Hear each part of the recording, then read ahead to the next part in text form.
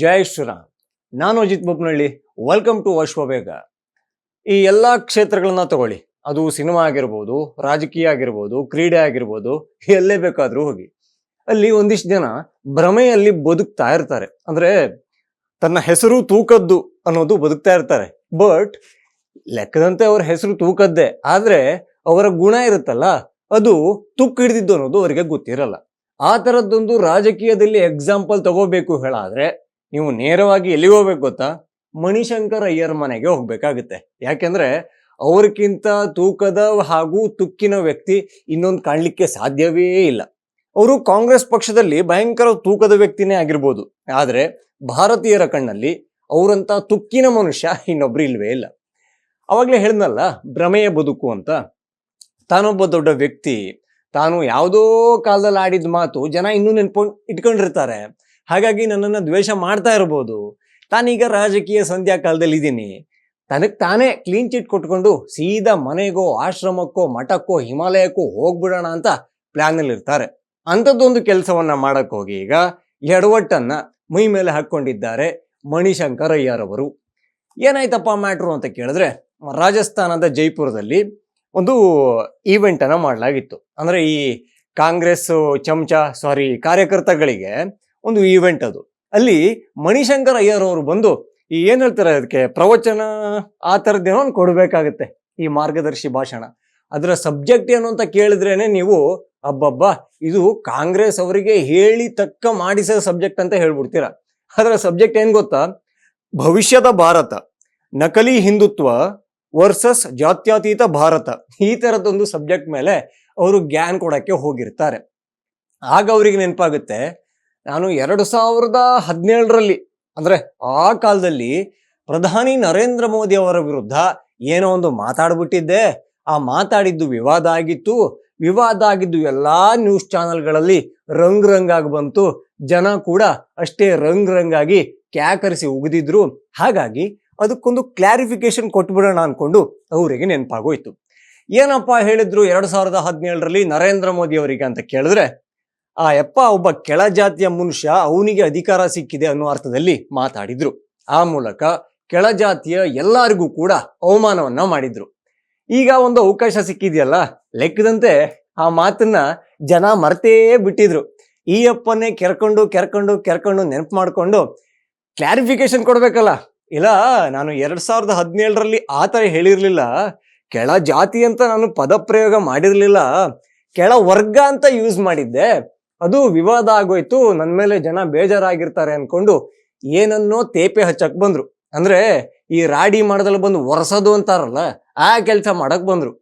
ಅದನ್ನ ಕೇಳ್ತಾ ಇದ್ದ ಹಾಗೆ ಕೆಲವು ಸಂಘಟನೆಗಳು ಈಗ ಮತ್ತೆ ಫ್ರೆಶ್ ಆಗಿ 2026ರಲ್ಲಿ FIR ದಾಖಲು ಮಾಡಿದೆ. ಅಂದ್ರೆ ಕೇಸ್ ಬಿದ್ದಿದೆ, FIR ಆಗಿದೆ. ಮಣಿಶಂಕರ್ ಅಯ್ಯರ್ ಅವರು ಎಂದೋ ಆಗಿದ್ದ ಗಾಯಕ್ಕೆ ಬೆರಳ ಹಾಕೊಂಡು ಕೆರ್ಕೊಂಡು ಈಗ ಅದನ್ನ ದೊಡ್ಡದಾಗಿ ಮಾಡ್ಕೊಂಡಿದ್ದಾರೆ. ನನಗೆ ಒಂದು ಅರ್ಥ ಆಗಲ್ಲ, ಈ ಕಾಂಗ್ರೆಸ್ನ ಈ ಉನ್ನತ ಲೀಡರ್ಗಳು ಆಗ್ಬೇಕು ಅಂದ್ರೆ ಈ ಜಾತಿ ಬಗ್ಗೆ ಮಾತಾಡ್ಲೇಬೇಕಾ?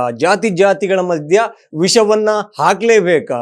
ಹಿಂದುತ್ವ ಜಾತಿಯನ್ನ ಹೇಳೋದಿಲ್ಲ ಅನ್ನೋ ಕಾರಣಕ್ಕೆ ಹೋದಲ್ಲಿ ಬಂದಲ್ಲಿ ಕುಂತಲ್ಲಿ ನಿಂತಲ್ಲಿ, ಊಟಕ್ಕಿಂತ ಮುಂಚೆ ಊಟ ಆದ್ಮೇಲೆ, ಮಲಗಕ್ಕಿಂತ ಮುಂಚೆ ಆದ್ಮೇಲೆ, ನಿದ್ದೆ ಬರೋಕ್ಕಿಂತ ಮುಂಚೆ ನಿದ್ದೆ ಆದ್ಮೇಲೂ ಕೂಡ ಈ ಜಾತಿ ಅಂತ ಹೇಳ್ಬೇಕಾ?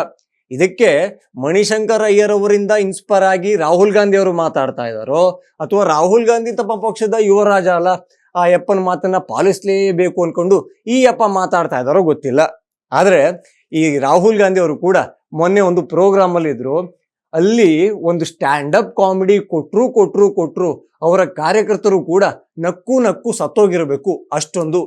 ಈ ಯಾವಾಗ್ಲೂ ಕೂಡ ಅವರು ಗೌತಮ್ ಅದಾನಿ ಬಗ್ಗೆ ಮಾತಾಡ್ತಾರೆ, ನಿಮ್ಗೆ ಗೊತ್ತಿದ್ಯಾ? ಖಂಡಿತ ಗೊತ್ತಿದ್ದೇ ಇದೆ. ಏನು ಲಾಸ್ಟ್ ಲೋಕಸಭಾ ಎಲೆಕ್ಷನ್ ಆಯ್ತಲ್ಲ, ಆಯಪ್ಪ ಕೂಡ ಒಂದೇ ಒಂದು ವೇದಿಕೆ ಸಿಗ್ಲಿ, ಮೈಕ್ ಕಾಣ್ಲಿ, ಹೋಗಿ ಅದಾನಿ ಅಂಬಾನಿ ಜಪವನ್ನ ಮಾಡಕ್ಕೆ ಶುರು ಮಾಡ್ಬಿಡ್ತಿದ್ರು. ಒಂದು ವೇಳೆ ರಾಹುಲ್ ಗಾಂಧಿ ಅವರು ಅದೇ ಜಪವನ್ನ ಅವರು ನಂಬುವ ದೇವರದ್ ಮಾಡ್ಬಿಟ್ಟಿದ್ರೆ ದೇವರು ಡಣ್ಣಂತ ಪ್ರತ್ಯಕ್ಷ ಆಗ್ಬಿಡ್ತಿದ್ದೇನೋ, ಅಷ್ಟು ಸಲ ಅದಾನಿ ಹೆಸರನ್ನ ಹೇಳಿದ್ರು. ನಿನ್ನೆ ಒಂದು ಪ್ರೋಗ್ರಾಮ್ ಅಲ್ಲಿ ಏನ್ ಹೇಳ್ಬಿಟ್ಟ ಆ ಯಪ್ಪ ಅಂತ ಕೇಳಿದ್ರೆ, ಈ ಅದಾನಿ ಅವರ ಕಂಪನಿಯಲ್ಲಿ ಈ ಮೇನ್ ಹುದ್ದೆಗಳಿರ್ತಾವಲ್ಲ, CEO, ಮ್ಯಾನೇಜರು, ಅದು ಇದು, ಎಷ್ಟು ಜನ ಈ ಕೆಳವರ್ಗದವರಿದ್ದಾರೆ, ಹಿಂದುಳಿದವರಿದ್ದಾರೆ ಅಂತ ಕೇಳ್ಬಿಟ್ರು. ಅದೇ ರೀತಿಯಲ್ಲಿ ಅಪೋಲೋ ಆಸ್ಪತ್ರೆ ಇದೆಯಲ್ಲ, ಅಲ್ಲಿ ಎಷ್ಟು ಜನ ಹಿಂದುಳಿದ ವರ್ಗದ ಡಾಕ್ಟರ್ಗಳು ಹಾಗೂ ಬೇರೆ ಬೇರೆ ಸರ್ಜನ್ಗಳು ಇದ್ದಾರೆ ಅಂತ ಕೇಳ್ಬಿಟ್ರು. ಜನ ನಕ್ಕುದ್ರು ಅಷ್ಟಿಷ್ಟಲ್ಲ. ಅದಾನಿ ಅವ್ರದ್ದು ಗೌರ್ಮೆಂಟ್ ಕಂಪನಿ ಅಲ್ಲ, ಅವರೊಬ್ಬ ಪ್ರೈವೇಟ್ ಬಾಡಿ, ಅವರಿಗೆ ಬೇಕಾದವ್ರನ್ನ ಹಾಕೋತಾರೆ.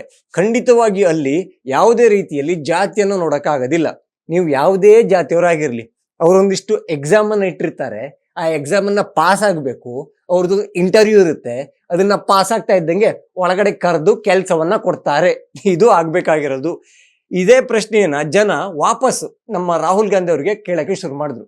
ನಿಮ್ಮ ಕಾಂಗ್ರೆಸ್ ಪಕ್ಷದಲ್ಲಿ ಎಷ್ಟು ಜನ ಈ ಕೆಳವರ್ಗದವರನ್ನ, ಹಿಂದುಳಿದ ವರ್ಗದವರನ್ನ, ದಲಿತರನ್ನ ಪ್ರಧಾನಿ ಕ್ಯಾಂಡಿಡೇಟ್ ಮಾಡಿದೀರಾ ಅಂತ. ಆ ಯಪ್ಪಂಗೆ ಉತ್ತರ ಕೊಡಕ್ಕಾಗತ್ತೆ? ಜನ ಕೇಳಿದ್ ಮಾತಾಗಿರ್ಲಿಲ್ಲ, ಹಾಕಿರೋ ಜಿಪ್ ಆಗಿತ್ತು. ಆ ಜಿಪ್ ಸಪ್ ಅಂತ ಸೌಂಡ್ ಬಂತು, ಹಾಗೆ ರಪ್ ಅಂತ ರಾಹುಲ್ ಗಾಂಧಿ ಅವರ ಬಾಯಿ ಕೂಡ ಬಂದಾಯ್ತು.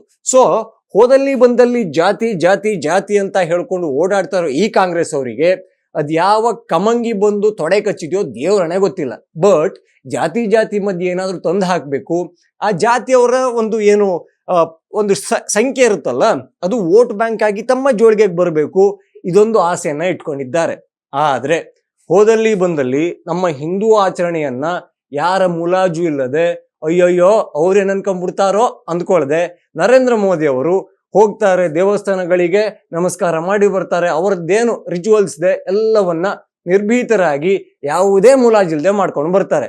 ಹಾಗಾಗಿ ಈ ಹಿಂದೂಗಳು ಅಂತ ಇರ್ತಾರಲ್ಲ, ಎಲ್ಲಾ ಜಾತಿಗಳನ್ನು ಸೇರಿ ಒಂದು ಜಾತಿ ಇದೆಯಲ್ಲ ಹಿಂದೂ ಜಾತಿ ಅಂತ, ಅವರು ಸಾಲಿಡ್ ಆಗಿ ಮೋದಿ ಅವರ ಜೊತೆಗೆ ನಿಂತಿದ್ದಾರೆ.